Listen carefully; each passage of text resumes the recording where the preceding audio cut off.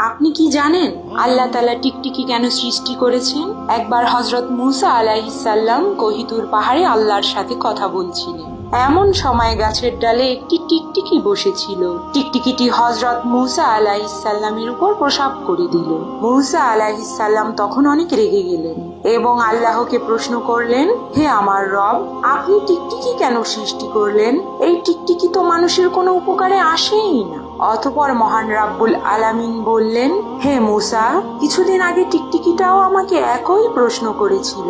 হে আমার রব, আপনি মূসাকে কেন বানিয়েছেন? তিনি তো আমার কোনো কাজেই আসে না এবং সে আমাকে আপনার কোনো কথা শোনায়ও না। এটা শুনে হযরত মূসা আলাইহিস সালাম ভেতরে ভেতরে অনেক লজ্জিত হলেন। তখন আল্লাহ তাআলা বললেন, মূসা, আমি উদ্দেশ্য ছাড়া কোনো কিছুই দুনিয়াতে সৃষ্টি করিনি। আমার প্রত্যেকটা সৃষ্টির পেছনে কোনো না কোনো উদ্দেশ্য রয়েছে। সুবহানাল্লাহ।